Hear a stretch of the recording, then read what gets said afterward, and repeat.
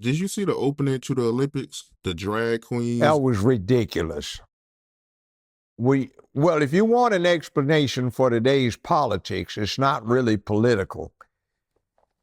We have, under our system, they have a right to try to do this. We have the rainbow cult. Some LGBTQIA practitioners, and I don't care whether you're gay or not, get your freak on in your bedroom. That's your business. But we have a cult, and that cult is attempting to impose itself as the official faith of the United States. You can't take Christianity, you can't take Judaism, you can't take Hinduism, you can't take Islam, you can't take Confucianism, you can't take Sikh religions and impose it on the people. But you can take rainbow all day long, and you can plaster the hallways, the classrooms, the sidewalks, the crosswalks, the buildings, the White House, the Capitol building. You can force people to put up with it. You can fly the symbol, the rainbow flag, onto the American flag on government flag poles. You can put that stuff that the rest of the world hates out on the front with the opening act for the Olympics, and nobody's supposed to be able to do anything about it. That's imposition of a faith on the country. And what do we have? We have a right to be free from somebody forcing a religion, faith, a cult, a discipline, a way of life, or anything on us. So what is going on with American politics is you have the acolytes, the disciples, etc., of a new faith trying to impose this on the public. You have a conglomeration that started off 55 years ago of lesbians, L, gays, G, bisexuals. They added the T, the trans thing, which really disturbs a lot of homosexuals, I'm advised. And then you got the whole thing with the rest of the alphabet, the questioning or queer. You've got the intersectionality, and they have allied with pedophilia. They've allied with this thing with the transsexual bit. And I have lesbian acquaintances who said they detest that. They like pretty girls, and here's something they think is pretty girl, and it's still got a dick. They don't like that. Or some guy talking about he's dealing with a guy, he likes guys, and it turns out to be a girl masquerading as a guy. You've completely destroyed girl watching and boy watching because nobody knows what they're looking at. To ally with the pedophile, you have a whole lot of gay folk that have some very bad memories of getting turned out by some pervert who was a pedophile, and they don't like that thing. So as one person that I used to work with out in L.A., he swings, but as he said, just because you're a Christian doesn't mean you support Branch Davidian or you supported Reverend Jim Jones serving Kool-Aid at large church picnics. Just because you are a Muslim doesn't mean you support Al-Qaeda or ISIS. Just because somebody's gay doesn't mean they support the rainbow cult. So under the name of being fair to gay folk, you are supposed to be indulgent of the LGBTQIA cult, which is something entirely different. Now, as far as your freedom in the bedroom, I can tell you it's funny. A couple of cases I had as a defense lawyer way back 1979 and 1980. I'll just relay one of them and you'll get the point. This guy had been married just 2 years to this woman, and they broke up. So he kept the house he had had for 6 years before he got married. She was ordered to return the keys. She didn't return all of them, and she wanted to go by the house and get some stuff out of there. So she drives by on the lunch hour, drives around the block, doesn't see any cars there, because dude and his girlfriend parked around the block, walked around. So she takes her key, goes in, and she finds her ex-husband and his new girlfriend on the couch going down on each other. So she steps out on the front porch. There's a cop driving by. She flags them down. The cop goes in, busts both of them for unnatural sex acts. 3 to 15 years in the state penitentiary for having mutual oral sex voluntarily. So it got funny. One old white guy on the jury said, "Wait a minute, Lawyer Brown, is you saying that if you goes down on your wife like my wife and I go down on each other, we can get 3 to 15 years in the penitentiary?" The judge said, "That's exactly right. Now you have a Fifth Amendment right. I'd suggest you remain quiet." Said, "Jesus Christ, what are we here for?" So anyway, they acquitted the guy, but it was jury nullification because they had him dead to rights. But, I mean, damn. See, that's cause two adults, heterosexual, were busted for their sexual activities in the bedroom. So I'm firmly of the opinion that's been 45 years ago. You know, what you do in your bedroom is your own damn business. But when you start getting out of it and you got to float and, honey, go up there and pull the man's thing. He wants you to pull his thing for him. You know, that's getting a little out of hand. So it is what it is. So we have politics where, for some reason, the Democratic Party seems to have embraced the rainbow cult. And you have Trump looked at as the Baba Yaga who's trying to stop that, which is in the context of so many people in mainstream media and in Hollywood swinging along with the cult, they hate him as an enemy. So we don't really have politics on issues. We have politics on passion. And the people that are solidly behind this run the number one propaganda engine in the world, which is Hollywood. So they're doing this thing where they create a villain.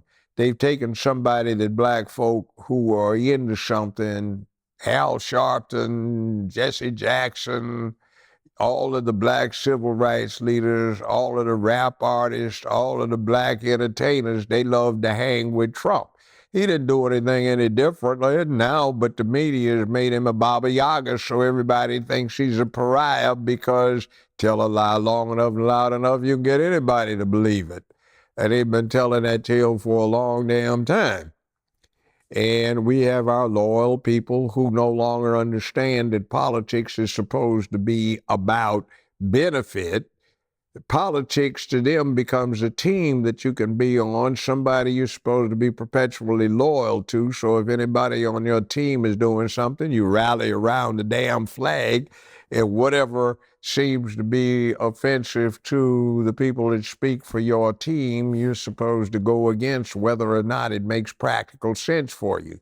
Now, black voters need to understand something that black voters used to understand, and every other ethnic group understands. What you do in politics is exclusively about benefits, and every now and then you show a political party that presumes your loyalty that it's not about loyalty, it's about delivering results. So, 4 years, you can spare that even if it's bad, so you go and support the other party just to show one party that you mean business. Now, the black voter has an interesting situation. No matter what the Democratic Party does not do for them, they'll get their support. No matter what the Republican Party may try to do for them, they won't get their support. That means essentially neither party has an incentive to do a damn thing for you because one gets your support no matter what, and the other one will not get your support no matter what. So you just maintain whatever they feel like giving you, and it kind of works out in a strange way. You've seen those commercials for World Wildlife Fund and ASPCA. Oh, poor Oscar. He's chained in his kennel in the backyard, and this winter will be cold and he won't know love. Send $19 a month to ASPCA so this animal can know love. The tiger Once used to be king of the jungle, now no more. He's threatened with extinction. Send $19 a month to the World Wildlife Fund.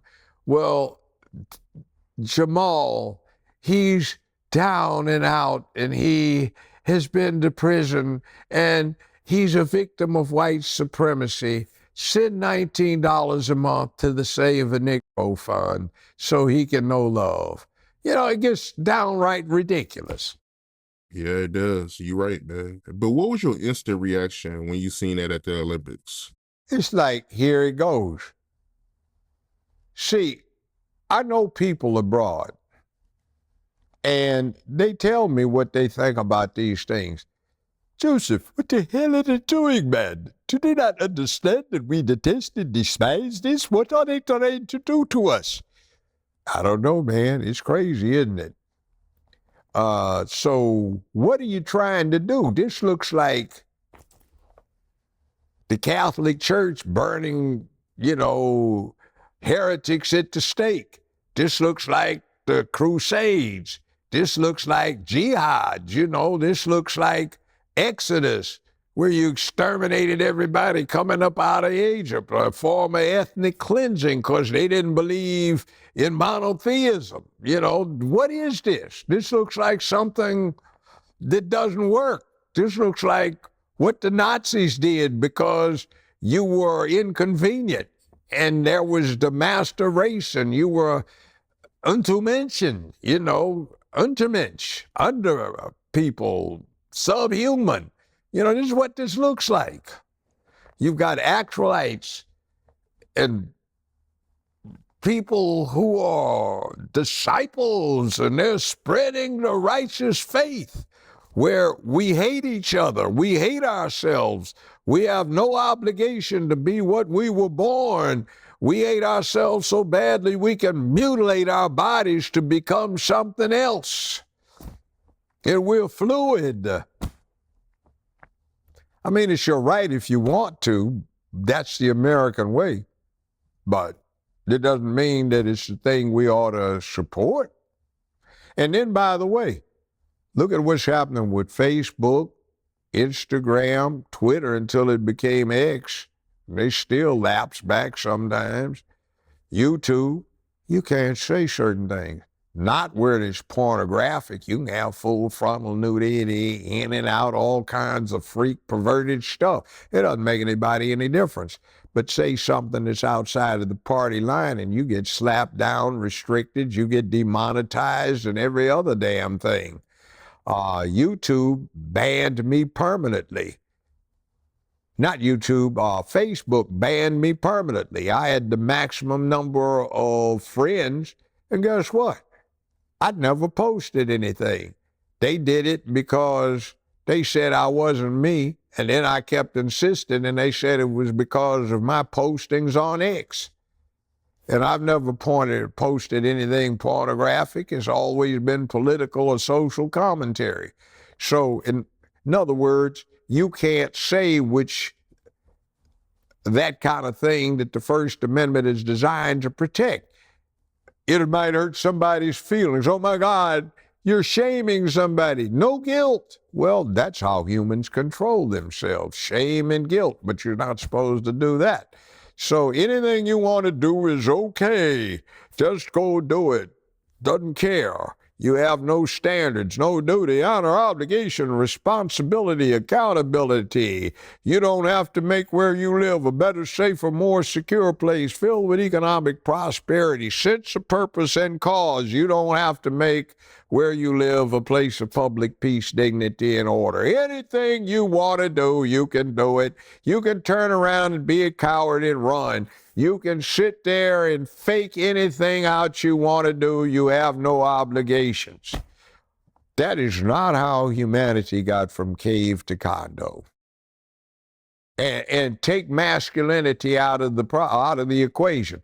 One of the reasons we have such hell in the hood and in the hallway is there's no manhood out there. They don't teach these brothers, these young white guys, these young Asian guys, these young Mexican guys, these young Native Americans, how to be men, how to have a fist fight, shake hands afterwards, and leave it. They don't teach people to be logical, reasonable, rational, and under self-control. It's all about the sanctity and sacred nature of your emotions. Express yourself. Men need to learn to be in touch with their emotions, to cry and shout and let it all hang out instead of being so uptight and under such self-control. Now, last I checked, all of these animals, species, and stuff are endangered. Why? Because we are killing them, right? We kill better than anything else ever been on this planet. It's in our DNA. We are the apex predator on the planet Earth. We eat anything we feel like eating, kill anything we feel like killing for sport. There's nothing that can resist us. Bacteria may take us out, but you can't see them. So this thing that kills better than anything else, it's going to be like any other predator. It kills itself. Lions kill each other, tigers kill each other, panthers kill each other, alligators and crocodiles kill each other, sharks kill each other, etc. You name it. How do they deal with maintaining some stability within their species without killing themselves off? They have culture, which may be very primitive or more complicated. But we teach these cultures. It's socialization and acculturation. When you do not acculturate and socialize the male child from infancy about the duty and obligations and accountabilities of being a man who is part of the apex predator caste for the planet Earth, you have trouble. You want to protect him, but if you don't condition him to what's inside of him, that ravening beast that can kill all other beasts is going to still be there, and it comes out when least expected. That's what I was talking about, what happens out there on the streets when you got cop and citizen out there. We don't teach people how to deal with that beast anymore, so it's in hiding, and it comes, and then it goes at each other.